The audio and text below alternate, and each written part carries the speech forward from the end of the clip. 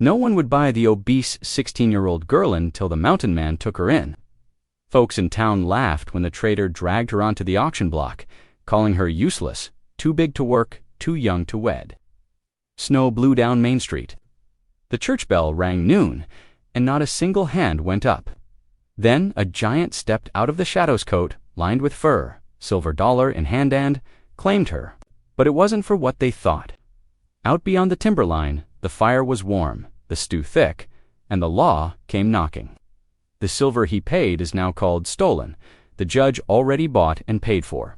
And in the shadows of the pines, someone wants them burned out for good. She's got a skill no one in that saloon could see and a courage she hasn't yet met. He's got the size to fight for her. But will he have the faith to stand? Your comments remind me that we're not alone in feeling deeply. If loyalty, second chances, and human dignity mean something to you, then you're right where you belong. The January wind cut like a knife through the streets of Leadville, making the wooden signs creak and rattle against storefronts. Outside the Golden Nugget Saloon, a crowd of miners and townsfolk huddled together, stamping their boots and rubbing mittened hands for warmth. Steam rose from their breath in white clouds as they gathered for the monthly livestock and goods. Auctioned crates of mining tools, bags of flour, and worn saddles lined the wooden platform. The auctioneer, red-faced from the cold, called out prices in a voice that carried down Harrison Avenue. But the usual buzz of bidding died when Tom Brennan, a cattle trader known for his mean temperament, dragged his stepdaughter onto the auction block.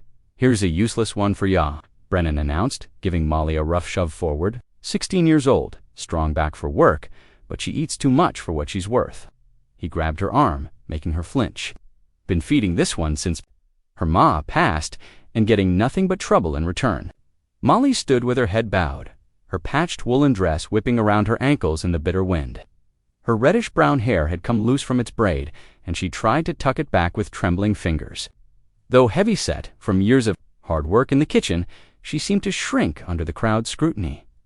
Someone in the crowd snickered. "Ain't much to look at, is she? Who'd want to feed another mouth in winter?" Another voice called out. The auctioneer cleared his throat uncomfortably. "Do I hear any opening bids for the girl?" Silence fell over the crowd. Mothers turned away, pulling their children closer. Men suddenly found interest in their boot tips, or the gray winter sky. Molly's cheeks burned red, but whether from shame or the biting cold, it was hard to tell. "Nobody wants damaged goods," Brennan sneered, loud enough for everyone to hear. "Can't even sew straight." This one, from the back of the crowd came movement. A tall figure pushed forward, his broad shoulders wrapped in a bearskin coat crusted with snow. Gabe Carson's presence drew mutters from the crowd. The mountain man rarely came to town these days, not since the mining company's land grab 3 years back. $1 Gabe's deep voice carried across the sudden quiet.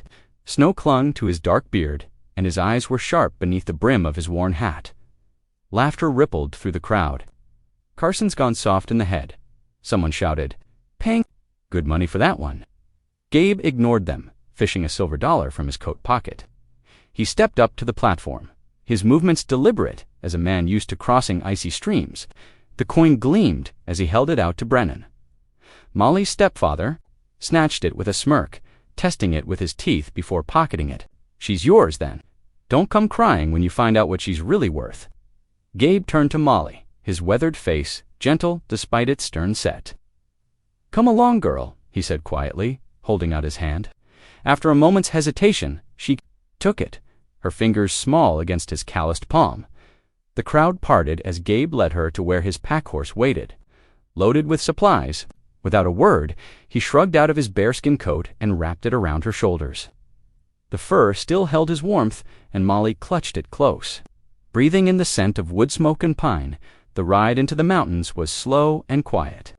Molly perched behind Gabe on his horse while the pack horse plodded behind. The town disappeared into the gathering dusk, and snow began to fall in lazy flakes. Molly watched them land on the coat's dark fur, too numb with cold and shock to speak. As they climbed higher into the timber, the wind died down. Pine boughs heavy with snow creaked overhead. Gabe seemed content with the silence, guiding his horse along a trail only he could see.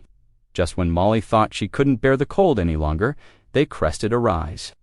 And she saw it, a sturdy log cabin nestled against the mountainside, Smoke curled from the stone chimney, promising warmth.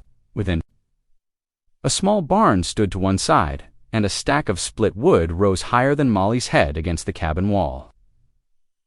In the falling darkness, the cabin's windows glowed with lamplight, like beacon fires guiding them home. Molly stared at the peaceful, seeing her heart beating fast beneath the borrowed coat. She stole a glance at the quiet mountain man who had saved her from public shame, wondering what kind of life awaited her in this remote place. But the warmth of the coat around her shoulders and the steady way he'd ignored the crowds, gears told her more than words could have. Inside the cabin, warmth from the stone fireplace wrapped around Molly like a gentle embrace. She flexed her fingers, watching the pink return to them as the bitter cold melted away. The main room was simple but tidy, with a worn bearskin rug spread before the hearth and sturdy wooden furniture that spoke of careful craftsmanship. Gabe hung his snow-crusted coat by the door and moved about the cabin with quiet purpose, adding logs to the fire and lighting oil lamps that cast a warm glow across the rough-hewn walls. He gestured toward a ladder that led to a small loft. "You can sleep up there," he said, his deep voice soft. "There's fresh blankets and a feather pillow." Molly nodded, still uncertain of her place in this strange new world. Her words echoed in her mind, useless, worthless, nothing but trouble. She watched Gabe warily, waiting for the other shoe to drop, for him to list all the work she'd have to do to earn her keep. He showed her the kitchen next, where a blackened iron stove squatted like a sleeping bear. Copper pots hung from hooks, and dried herbs dangled in neat bundles from the ceiling beams. Then he led her to a small room off the main living area, pushing open the wooden door with careful reverence. Molly's breath caught. A treadle sewing machine sat by the window, its black iron wheel gleaming in the lamplight. Neat stacks of fabric scraps filled a trunk beneath the sill, and glass jars full of buttons lined a shelf above, pearl ones, brass ones, even a few carved from bone. A basket of partially finished quilting sat beside a rocking chair, as if waiting for someone's return. "Was your wife's," Gabe said quietly. "She taught at the schoolhouse down in Leadville, but she loved sewing best." He cleared his throat. "Everything's still in working order, if you've a mind to use it." Molly's fingers itched to touch the fabrics, to feel the smooth wood of the sewing machine. Her mother had taught her to sew before the fever took her, and it was the one thing her stepfather couldn't take away, though he'd tried. Calling it a waste of time, the loft beckoned, and Molly climbed up carefully. A narrow bed waited, covered with a colorful quilt. She sat on its edge, still unsure whether she was meant to be guest or servant in this quiet home. The scent of cooking drew her attention back downstairs, where Gabe was stirring a pot of venison stew that filled the cabin with rich, savory aromas. When the stew was ready, he filled 2 bowls, giving her the larger portion. They ate in companionable silence, broken only by the soft clink of spoons and the whisper of snow against the windows. Molly couldn't remember the last time she'd had such a filling meal, or eaten it in such peace. After they'd finished, Gabe cleared his throat again. "You can stay," he said, looking at the fire rather than at her, "as long as you want. No conditions attached." Molly set her empty bowl down carefully. "Why?" she asked, her voice barely above a whisper. "Why would you do that for me?" Gabe turned.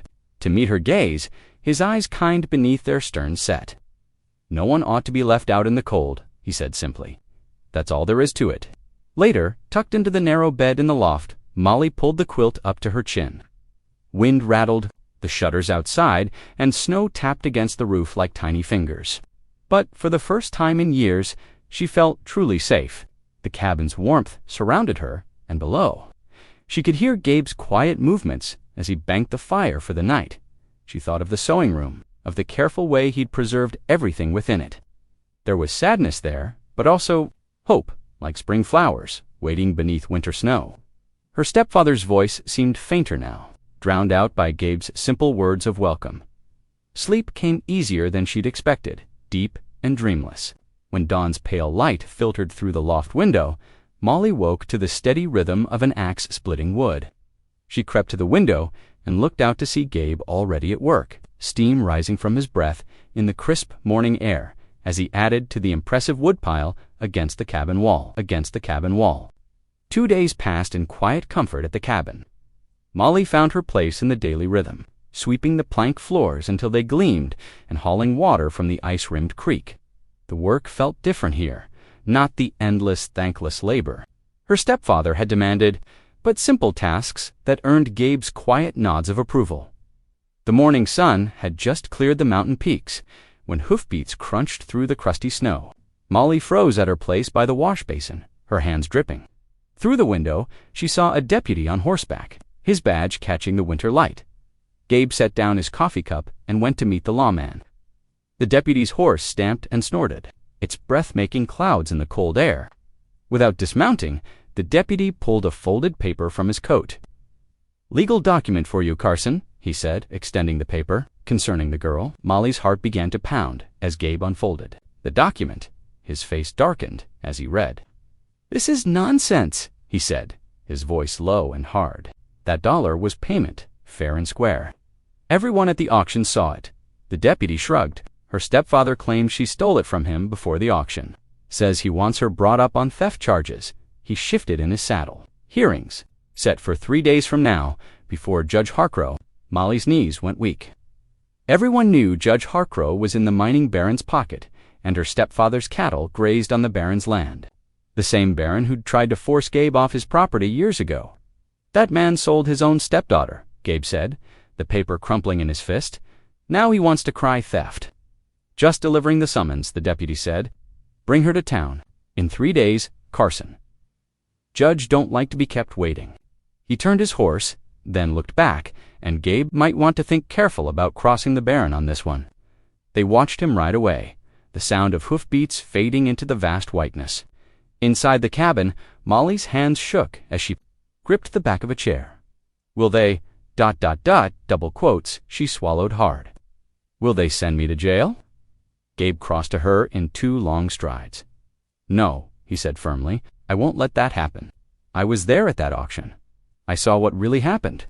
He put a gentle hand on her shoulder. "I'm standing by you, Molly. We'll fight this." She nodded, but couldn't stop trembling. The thought of facing her stepfather again, of standing before the judge while everyone stared and whispered, made her stomach twist into knots. As evening settled over the mountains, Gabe brought out one of his wool shirts. There was a long tear along one sleeve, probably caught on a branch while hunting. He handed it to Molly, along with a needle and thread. "Thought you might want something to keep your hands busy," he said. "My mending ain't much to look at." Molly took the shirt gratefully. The familiar task of threading the needle helped steady her nerves. She sat in the chair by the fire, carefully pinching the torn edges together. Her stitches were small and neat, just as her mother had taught her, though her hands still trembled slightly. Outside, snow began to fall again. The thick flakes muted all sound, as if the world beyond the cabin had ceased to exist. The only noises were the crack and pop of the fire, and the soft whisper of thread pulling through wool. Gabe added another log to the flames, sending sparks dancing up the chimney. He settled into the chair across from her, his presence solid and reassuring. "We'll face it together," he said quietly. Molly looked up from her mending to meet his steady gaze. In his eyes, she saw not pity but determination, the same quiet strength that had made him step forward at the auction when everyone else turned away. She bent back to her work, taking comfort in each careful stitch. The tears slowly disappeared beneath her fingers, leaving the fabric whole again. Perhaps she thought broken things could be mended after all. The snow continued to fall outside the windows, and the fire cast dancing shadows on the cabin walls. Tomorrow would bring what it would bring, but for now she was safe and warm, with someone who cared enough to stand beside her. The morning dawned, crisp and clear, the sun casting long blue shadows across the snow. Gabe was already up, adjusting the straps on 2 pairs of snowshoes near the cabin door. Molly watched as his practiced hands wove fresh leather bindings through the wooden frames. "Time you learned the ways of the mountain," he said, handing her the smaller pair. "These were my wife's. Should fit you fine." Molly turned the snowshoes over in her hands, admiring the intricate webbing. They were beautiful in their own way, like the lacework her mother once taught her to make. Gabe showed her how to strap them on over her boots, tightening the bindings just right. Her first steps were awkward, and she nearly toppled over. The snowshoes felt enormous, making her lift her feet high with each step. But Gabe was patient, demonstrating how to slide and step without catching the frames against each other. "That's it," he encouraged as she found her rhythm.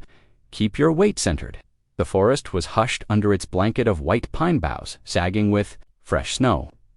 Their breath came out in clouds, and Molly's cheeks burned from the cold and exertion. "Ain't easy at first," Gabe called back, seeing her struggle. "But you're doing fine." Those simple words gave her strength to push on. By the time they reached the first trap, her legs were trembling from the effort, but a sense of accomplishment warmed her chest. She had made it. On the return journey, Gabe stopped at a fallen pine. "Next lesson," he said, pulling his hatchet from his belt. He showed her how to split kindling, demonstrating the proper angle of the blade and where to strike. The wood. Too thick, it won't catch. Too thin, it burns too fast. Molly's first attempts sent chips flying everywhere, but gradually she found the right motion. Soon she had a respectable pile of kindling tucked into her pack. Back at the cabin, Gabe taught her the art of banking the fire. "Layer the coals just so," he explained, moving them with the poker. "Cover them with ashes, like tucking them in for the night. Come morning, you'll have live embers waiting." Around midday, the jingle of harness bells announced visitors. A Ute family appeared through the trees, their dog sled gliding smoothly over the snow.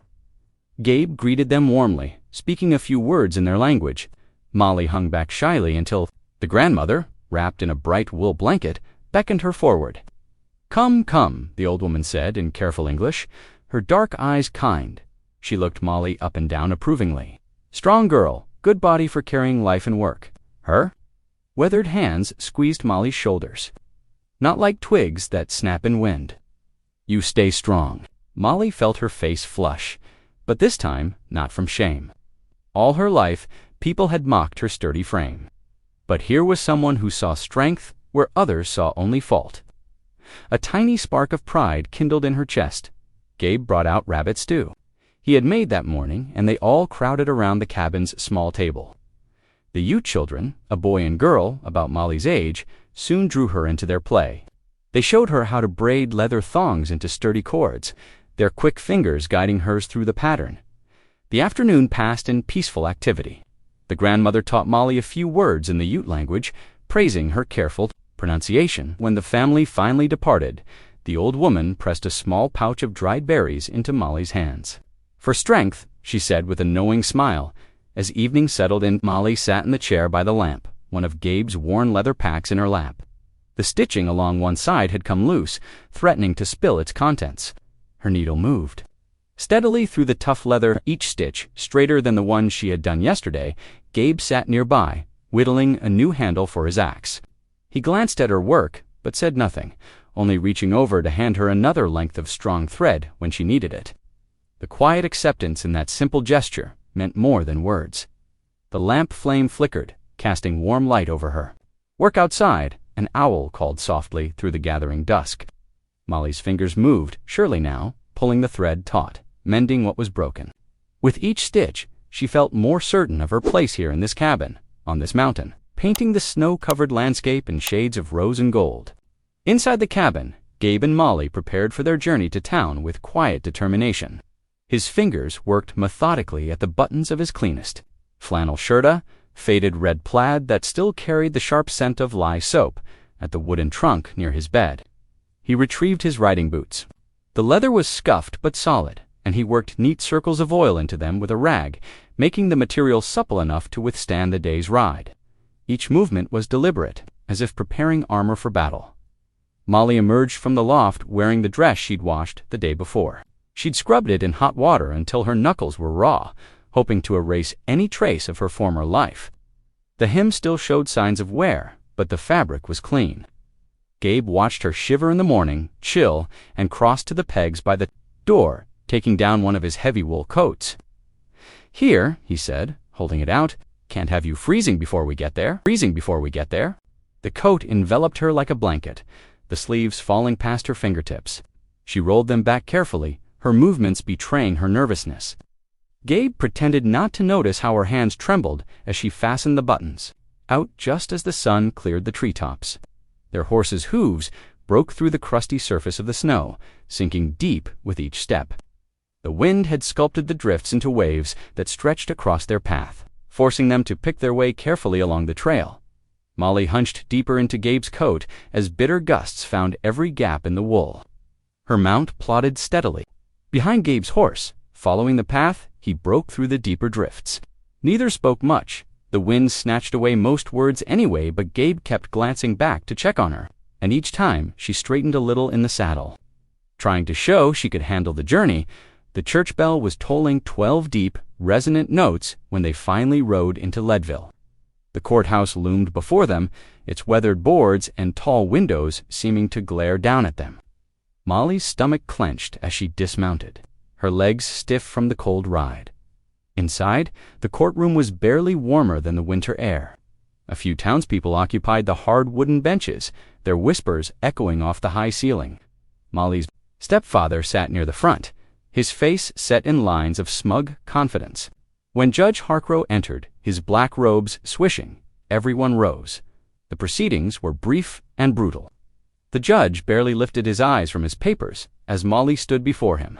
His gaze skipped over her as if she were a piece of furniture, focusing instead on her stepfather's complaint. Without proof of rightful guardianship, Harkrow drawled, shuffling through documents on his desk, I cannot make a final ruling in this matter. He paused, dipping his pen in ink. The hearing will be continued until such documentation can be produced. Gabe stepped forward, his voice tight with controlled anger. Your Honor, the man sold her at public auction. He gave up any claim that court's ruling stands. Harkrow cut him off, already rising from his seat. Next case.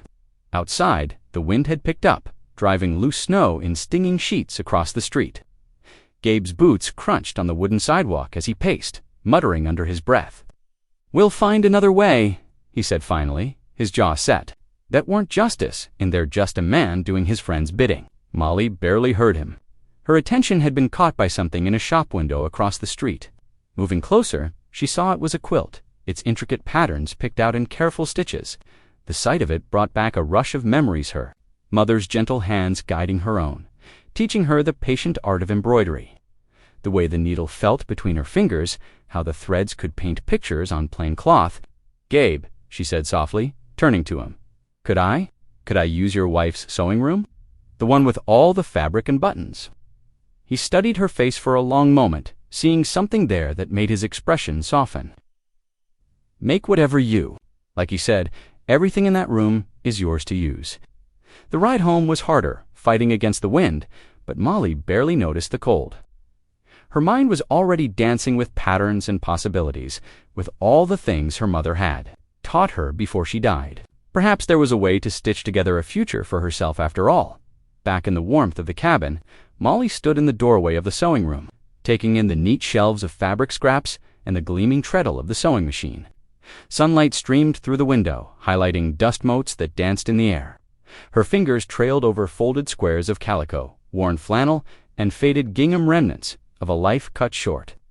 Waiting to be given new purpose, she began, sorting the fabrics by color and pattern, laying them out on the broad wooden table. Some pieces held the softness of age, others still carried the crispness of newer cloth. The treadle sewing machine sat in the corner like a faithful friend, its black iron wheel catching glints of morning light. Days fell into a gentle rhythm. Molly would wake early, kindle the fire, and settle at the table with her pieces. The quiet whisper of fabric and snip of scissors filled her mornings. She worked carefully, measuring each square precisely, wanting every seam to be perfect. Through the window, she could see Gabe moving between the trees, checking his trap lines or hauling wood on his broad shoulders. When evening drew close, Gabe would stamp the snow from his boots and hang his coat by the door, the cabin filled with the homey smells of beans simmering on the stove. Fresh baked bread, and whatever game Gabe had brought home, rabbit some days, grouse on others. They ate together at the scarred wooden table, sharing comfortable silence, broken only by the crackle of the fire and the clink of spoons. Against tin plates, each completed square gave Molly a small surge of pride. She arranged them in patterns she remembered her mother teaching her flying geese, nine-patch, Star of Bethlehem. Her stitches grew stronger and more even with each passing day. Sometimes, working in the afternoon light, she caught Gabe pausing. In the doorway, watching her progress with quiet approval before moving on to his own tasks. One evening, as Molly was pressing the last seam of her quilt top, Gabe cleared his throat. "Church ladies have their quilting bee tomorrow," he said, spooning the last of his stew. "Reckon you might want to join them." Molly's heart jumped at the idea of showing her work to others, but she nodded, trying to keep her voice steady. Yes, please. The next morning dawned clear and cold. They wrapped the quilt top carefully in clean muslin and secured it to Gabe's pack horse. The ride down the mountain was easier now that Molly had grown used to the trail. Fresh snow crunched under the horses' hooves, and their breath steamed in the crisp air. The church basement was warm and bright, filled with the murmur of women's voices and the rhythmic thump of quilting frames being set up. Molly recognized some faces from the auction, their eyes widening slightly as she entered. She kept her chin up, focusing on unfolding her quilt top. "Why, look at those tiny stitches," one gray-haired woman said, leaning close to examine Molly's work. "Straight as arrows, they are." Other ladies gathered around, fingers touching the neat seams and precise points where the patterns met. They made space for her at one of the frames, showing her how to layer the batting and backing. Molly's needle fell into rhythm with theirs as they quilted their conversation, flowing around her like a gentle stream near noon. A young man in a railroad clerk's coat stepped into the basement, stamping snow from his boots. He paused by Molly's frame, admiring the intricate pattern she'd created. "That's mighty fine work," he said, adjusting his wire-rimmed spectacles. "Would you consider selling it?" "I could offer $3, my sister's expecting her first child." Molly's hand stilled on the needle. $3 was more money than she'd ever held. She glanced at the quilt, thinking of the hours of work, the careful planning, each stitch a small act of hope. "Yes," she said softly, "I would sell it." Her hands trembled slightly as she accepted the $3 silver, their weight solid and real in her palm. The clerk carefully folded the quilt and tucked it under his arm, tipping his hat before leaving. On the ride home, the coins pressed against her leg through her pocket. When they were halfway up the mountain, she slipped them out and counted them again. $1 to repay Gabe, and 2 more besides interest for his kindness. Earned by her own hands, the sun was setting behind the peaks, painting the snow in shades of pink and gold. Molly watched Gabe's broad back as he rode ahead of her, breaking trail through the fresh powder. For the first time since the auction, she felt the warmth of real hope in her chest. She had made something valuable, something someone wanted to buy. Perhaps this was the beginning of proving she could stand on her own 2 feet. That evening, the cabin glowed with warmth from the cook fire. Steam rose from their bowls of venison stew as Molly reached into her dress pocket. Her fingers closed around the coins she'd earned, and with deliberate care, she placed all $3 silver on the wooden table between them. "That's your $1 back, plus 2, she said quietly, her voice steady despite her racing heart. The coins gleamed in the lantern light, a small fortune that represented her first real achievement. Gabe looked up from his stew, his weathered face creasing with concern. Without a word, he pushed the coins back across the rough-hewn table toward her. His large hand, calloused from years of working trap lines and handling axes, covered the silver briefly before withdrawing. "Keep them," he said firmly. "You earned them fair and square." Fair and square. But Molly started to protest. "No buts about it," Gabe cut in, his tone gentle, but leaving no room for argument. "Those dollars are yours." Molly's fingers trembled slightly as she gathered up the coins. She pulled out a small cloth purse she'd sewn from scraps and carefully tucked them inside. The weight of the money felt significant, not just coins anymore, but the beginning of something more. Maybe, she thought, these dollars could help prove she wasn't the thief her stepfather claimed. Through the cabin's frosted windows, snow began falling in thick, heavy flakes. The wind picked up, whistling through the eaves and rattling the shutters. They finished their supper listening to the storm build, the familiar sounds of winter in the high country wrapping around them like a blanket. Come morning, the world outside was buried under fresh powder. Drifts had piled against the cabin walls, and the path to the barn was completely covered. Gabe stood in the doorway, studying the white landscape with experienced eyes. "No sense fighting through this today," he announced, closing the door against the chill. "Time for indoor work." He settled at the table with his rifle, methodically breaking it down for cleaning. The smell of gun oil filled the air as he worked, his movements precise and practiced. Nearby, he had laid out worn leather harnesses and trap chains that needed mending. Molly busied herself in the kitchen, measuring flour and cutting lard into it with 2 knives, just as her mother had taught her. Soon, the cabin filled with the rich, comforting smell of baking biscuits. The familiar task gave her courage to speak about what had been on her mind. "Would you tell me about your wife?" she asked softly, not looking up from her work. The question hung in the air for a long moment, accompanied only by the soft clicking of Gabe's cleaning rod against the rifle barrel. "Sarah," he said finally, his voice rough with memory. "She came out from Missouri to teach at the school in Leadville." He paused, running an oiled cloth along the rifle's stock. "Smart as they come," could quote Shakespeare while making biscuits near as good as those you're baking. Molly shaped another biscuit, waiting patiently as Gabe gathered his thoughts. "She loved it up here," he continued. "Said the mountains made her feel closer to heaven." His hands stilled on the rifle. "After she passed, didn't see much point in going to town anymore. Folks there," he trailed off, his jaw tightening, slid the pan of biscuits into the oven, then turned to face him. "Maybe you should go again," she suggested gently. "People forget who you are if they don't see you." Gabe's eyes grew distant, focused on something far beyond the cabin walls. The firelight caught the silver in his beard as he sat silent, the partially assembled rifle forgotten in his hands. Outside, snow continued to fall, and the wind sang its lonely song through the pines. Molly didn't press him for an answer. Instead, she checked the biscuits, their golden brown tops nearly done. The familiar tasks of domestic life filled the space between them, the scrape of the fire poker against iron, the soft thump of biscuits being turned onto a cooling board, the quiet clicking of Gabe's tools as he returned to his work in that comfortable silence. Something shifted like a door left slightly ajar, letting in a breath of fresh air. Though Gabe hadn't responded to her words, Molly sensed they had. Found their mark. Sometimes she was learning. The most important conversations happened in the spaces between words, in the quiet moments when truth had room to settle like snow on the mountainside. 3 days after the snowstorm, weak winter sunlight glinted off the fresh powder as Gabe and Molly loaded split logs onto the pack horse.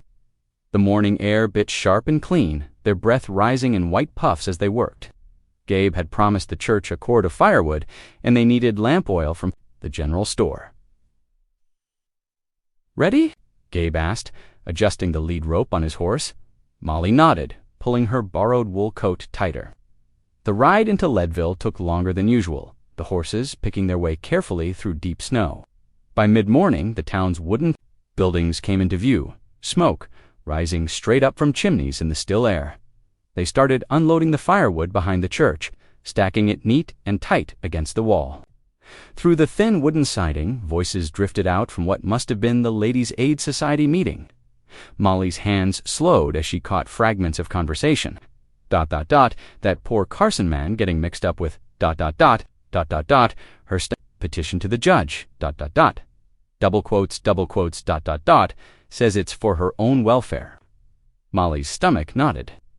She glanced at Gabe, but he was focused on securing the last of the logs. The church door opened, and Pastor Matthews stepped out, stamping his boots against the cold. His usually cheerful face looked troubled as he gestured Gabe aside. Molly pretended to adjust the horse's harness, straining to hear their low conversation. Double quotes, ... Harkrose already made up his mind. The pastor was saying, "Unless you can prove, beyond doubt, that you're her legal guardian, there must be something," Gabe replied, his voice rough with frustration. The pastor shook his head. "Only lawyer in town works for the mining company. Won't cross them, not even for this." Molly's hands trembled as she straightened the horse's blanket. Her stepfather was trying to force her return through the court. The thought of going back made her chest tight with panic. They finished their business at the general store quickly. Gabe trading pelts for lamp oil and other supplies.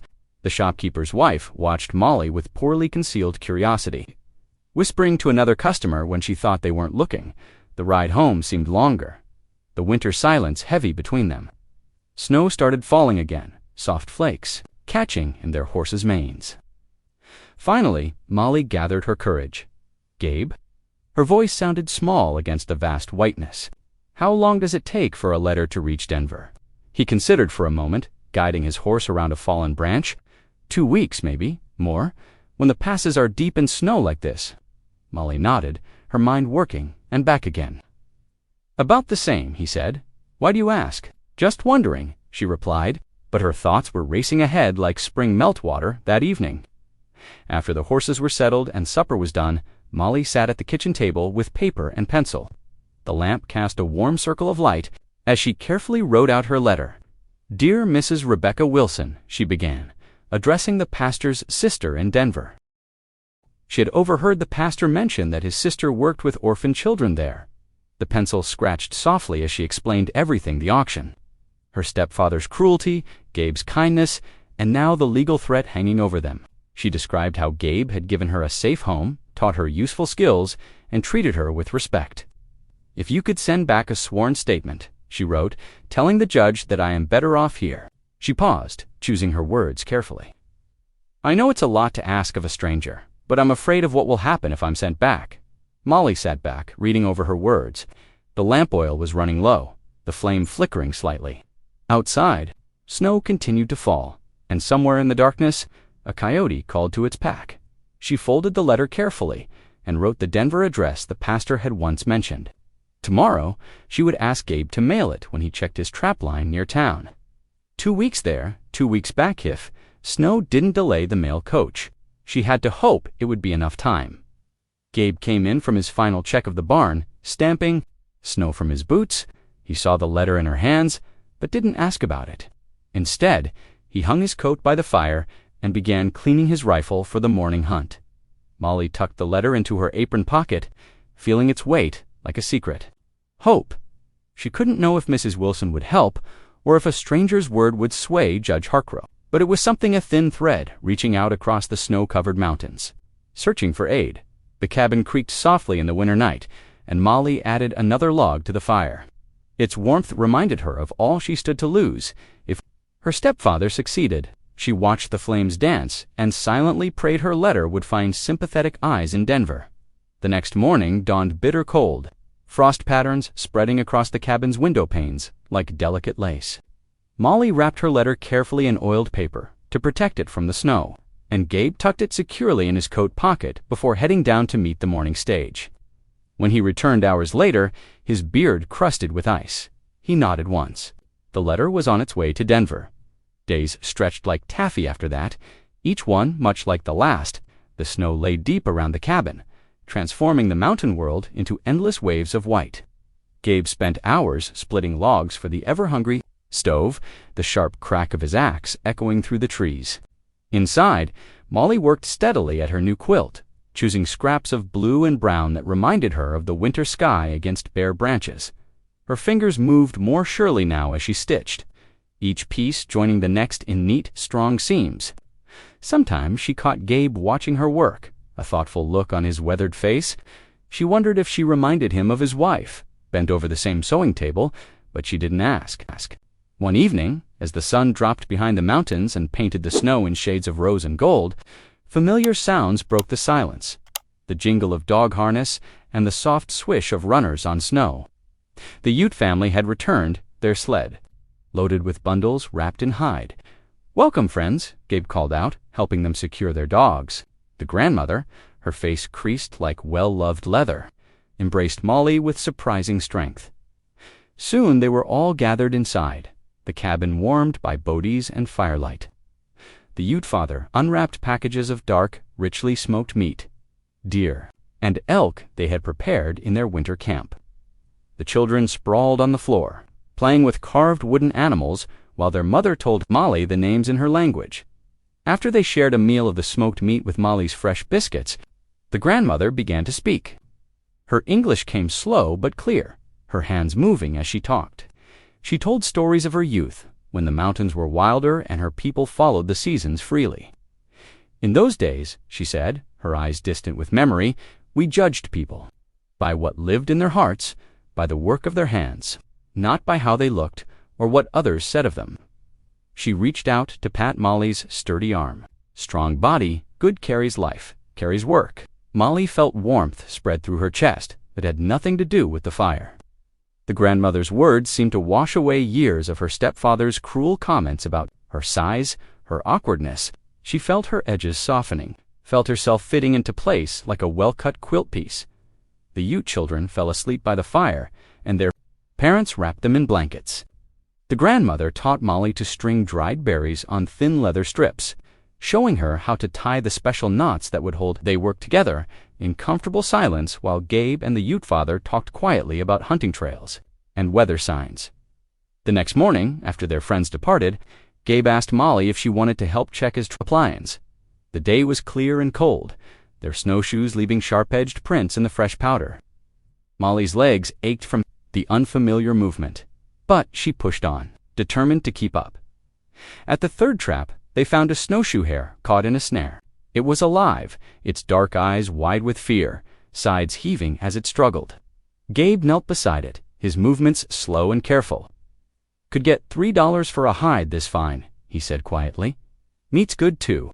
Molly looked at the hare, its winter white fur, its powerful legs that could bound through deep snow. She thought of the grandmother's words about what lived in hearts. "Could we let it go?" she asked softly. "I know that's foolish. Maybe when we could use the money, ...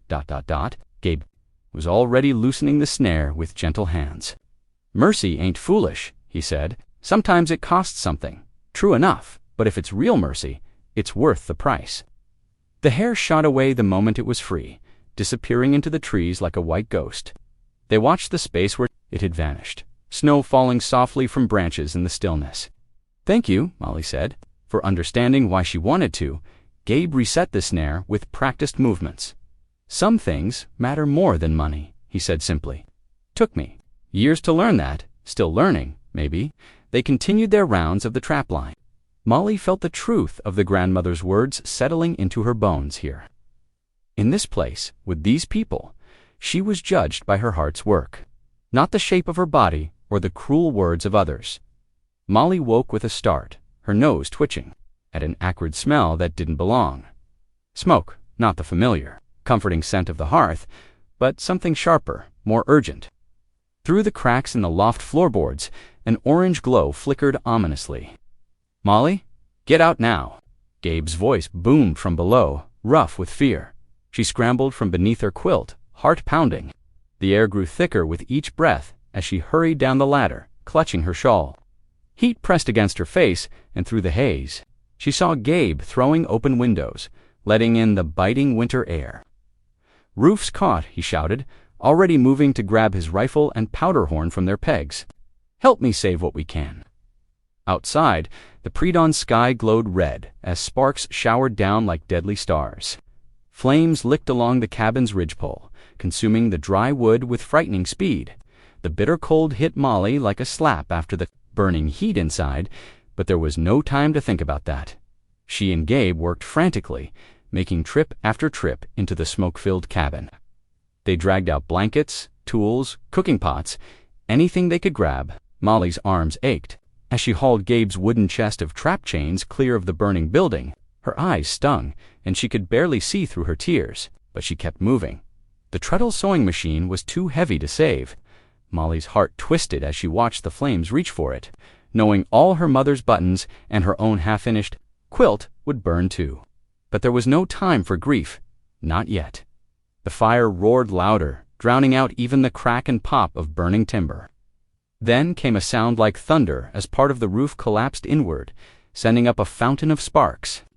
Gabe grabbed Molly's arm and pulled her back as burning. Debris rained down where she'd been standing. They could only watch as the flames devoured their home. The heat drove them farther back into the snow, until finally, the fire began to die. For lack of fuel, dawn broke fully over the mountains, revealing the smoking ruin of the cabin. The cold that had been held at bay by their frantic work now sank deep into Molly's bones. Gabe's face was streaked with soot, his hands angry red with blisters where he'd grabbed burning wood. He looked at the remains of his home, then at the sky heavy with more snow clouds. The Ute camp's our best chance. They worked quickly to load what they'd saved onto the pack horse. Molly's fingers were clumsy with cold as she tied the bundles, but she forced them to keep moving.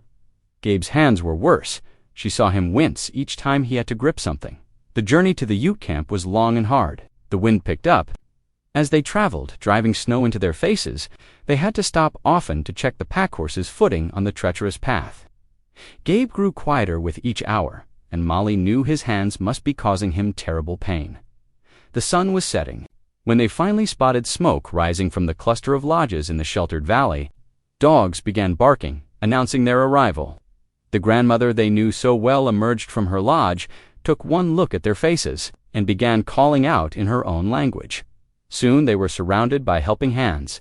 The Ute men took charge of the pack horse, while the women led Molly and Gabe to a warm lodge. Someone pressed cups of hot broth into their hands. The grandmother clucked over Gabe's blistered palms, sending one of the children to fetch healing salve. Molly sipped the rich broth, feeling warmth slowly return to her body.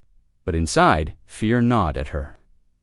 The marshal's deadline for proving her right to stay with Gabe was just days away. Now they had no home to return to. Their proof of Gabe's ability to care for her gone up in smoke. The grandmother dressed Gabe's burns with gentle hands, speaking soft words in her own language. Whatever medicine she used must have helped with the pain, because soon his breathing grew deeper and more regular. He slipped into exhausted sleep, wrapped in warm furs their hosts had provided. Molly sat beside him in the lodge's dim light, watching the rise and fall of his chest. Outside, she could hear the soft murmur of voices, the occasional bark of a dog, the normal sounds of camp life continuing. But inside her mind, thoughts whirled like storm clouds.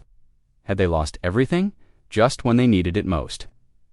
What would the judge say now that Gabe couldn't even offer her a roof over her head? She looked down at her soot-stained hands, remembering how hard they'd worked to save what they could. At least they were alive. At least they weren't alone. But as she listened to the wind howl outside the lodge, she wondered if that would be enough. Dawn broke over the Ute camp with a pale winter sun that did little to warm the frozen ground. Molly stirred from her place near the lodge's central fire, her muscles stiff from sleeping upright. She'd spent most of the night watching over Gabe, whose burned hands had grown more swollen despite the grandmother's medicine. "You need to rest," she told him when he tried to rise. His face was gray with pain, and he couldn't grip the water cup she offered. "Just need to get my legs under me," he muttered, but when he pushed himself up, his hands trembled so badly he had to sit back down. Grandmother appeared with fresh bandages and more of her healing salve. She showed Molly how to wrap Gabe's hands properly, speaking in soft tones that somehow conveyed her meaning, despite the language barrier. The burns looked angry and red in the morning light. Molly spent the morning tending to Gabe and helping. Around the camp, she fetched water from the creek, the ice-cold stream making her fingers ache as she filled the wooden buckets. The Ute children followed her, showing her the safest path across the slippery rocks. Near midday, a trader arrived at the camp, his pack horse laden with goods to trade.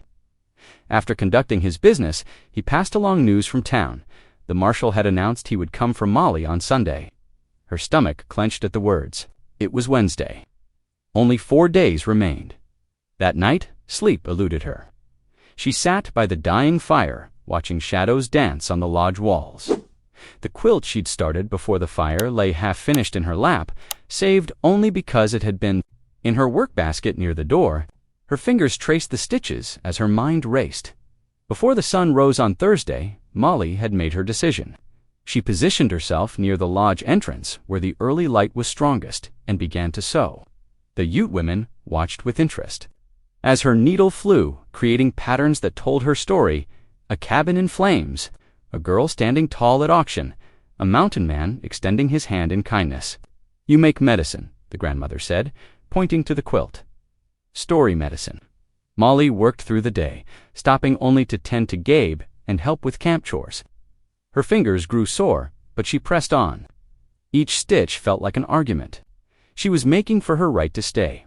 Friday morning brought unexpected hoofbeats to the camp. The preacher from town appeared, his horse winded from the hard ride. His face was bright with news as he ducked into their lodge.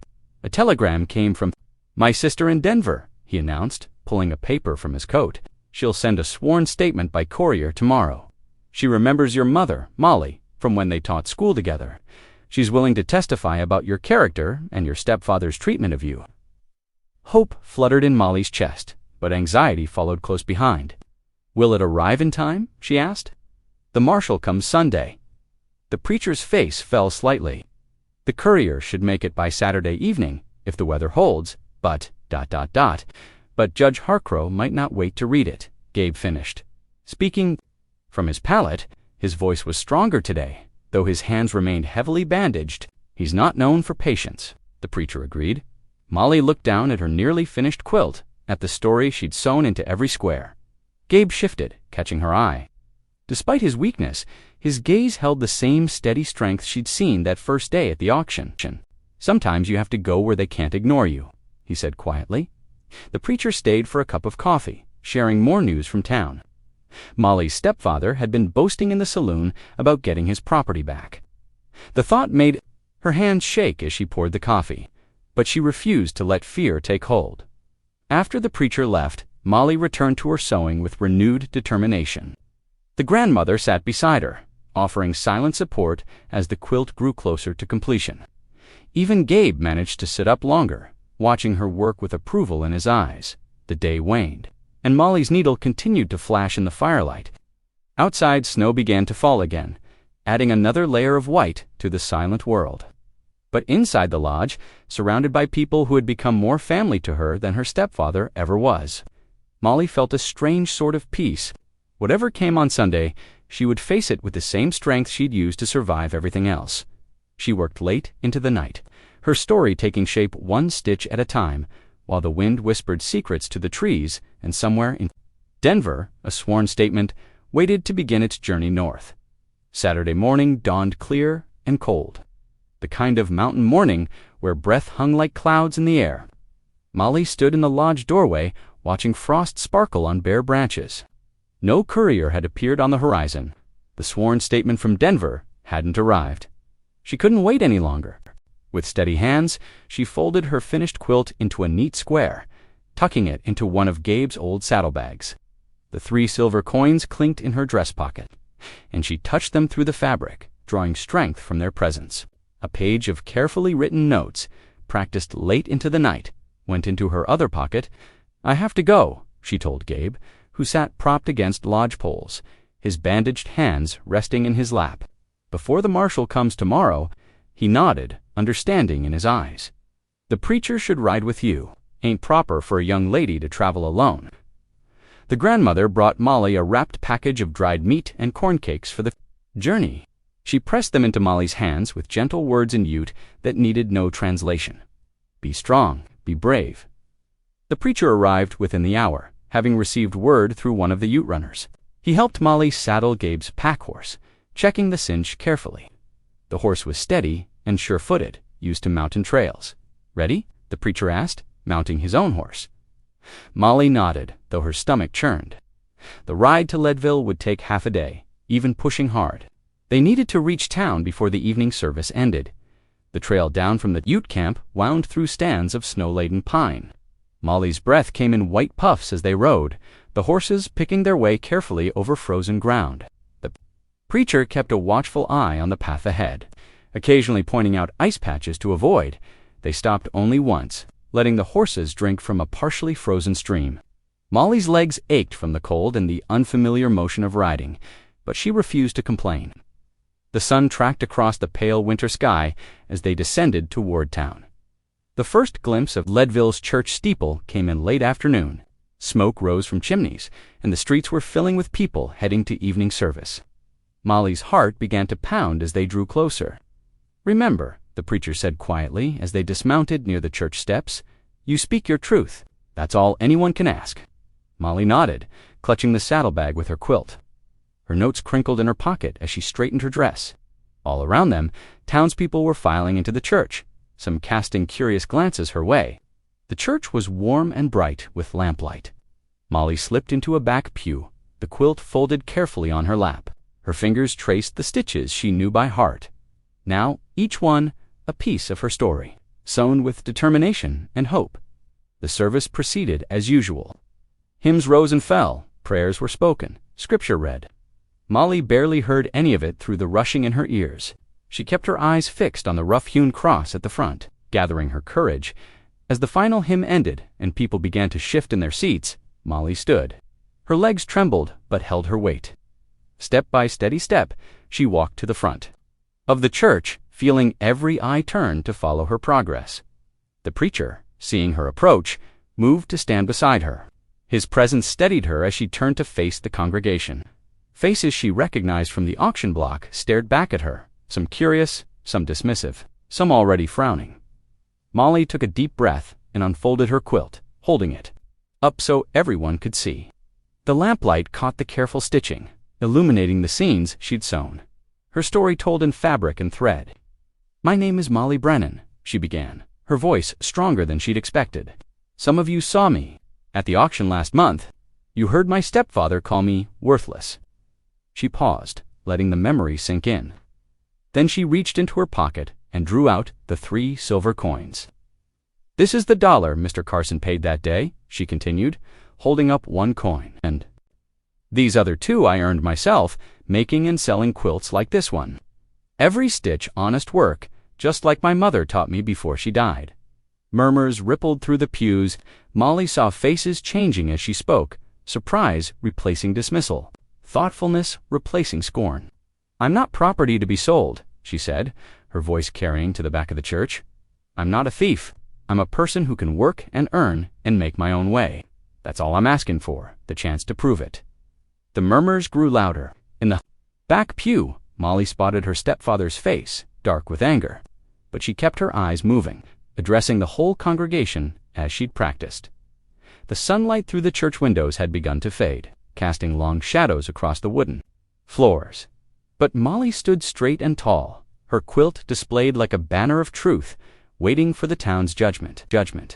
Just as silence fell over the congregation, the church doors burst open.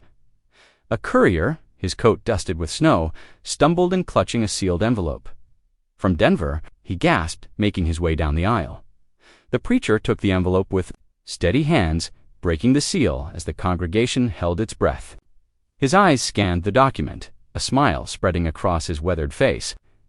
"This is a sworn statement," he announced, his voice ringing clear through the church. "It declares Gabe Carson as Molly's lawful guardian, signed and notarized in Denver." He held the paper high, letting lamplight shine through the official seal. Dozens of eyes turned toward him, waiting. The weight of public opinion pressed down like a physical force. His jaw worked back and forth before he finally stood, straightening his vest. "Given the circumstances," he said stiffly, "and the evidence presented, I have no choice but to drop all charges." A collective sigh of relief swept through the church. The marshal, standing near the door, touched the brim of his hat and caught Molly's eye. "Guess I'm riding home empty," he said, a slight smile softening his weather-beaten face. People began rising from their pews, moving toward Molly with outstretched hands. Mrs. Peterson offered a basket of fresh bread. The blacksmith's wife promised blankets. 3 men volunteered their help to rebuild the burned cabin. The church doors opened again, and there stood Gabe, leaning on a cane, his bandaged hands gripping the wooden handle. Molly hurried down the steps to meet him, her quilt still draped over her arm. "You stood taller than I ever could," he said quietly, pride warming his voice. Molly looked up at him, this mountain of a man who had saved her with a single silver $1, and knew she was finally truly home. Mountains like a gentle awakening. The snow retreated inch by inch, revealing muddy paths where wagon wheels cut deep grooves. The air, filled with birdsong chickadees and nuthatches, returned to nest in the towering pines down by the creek where Gabe's old cabin had stood. A new structure took shape. Miners from town hauled fresh-cut logs, their shoulders straining. Against the weight, ranchers brought tools and knowledge, showing how to notch the corners just right. The Ute family came with dried meat and stories, working alongside everyone else as equals. The new cabin grew taller and stronger than the old one. Double-thick walls kept out the mountain wind, and wider windows let in more light. Gabe supervised the work from his chair, his hands slowly healing, offering guidance in his quiet way. Inside, Molly worked at her treadle sewing machine, piecing together a special quilt. Unlike her others, this one told a story, their story, in careful stitches. She created a pine cabin nestled against mountain peaks. Before it stood two figures, a broad-shouldered man and a round-cheeked girl, standing side by side beneath a bright blue sky. When spring had fully arrived, they shared their first supper in the new kitchen. Steam rose from bowls of rabbit stew, and fresh bread filled the room with its warm scent. Gabe looked around at their rebuilt home, then at Molly across the table. "That $1," he said, his eyes crinkling at the corners, "was the best I ever spent." Molly's laugh rang out, clear and free as the mountain air. Through the window, the setting sun painted the peaks in shades of rose and gold.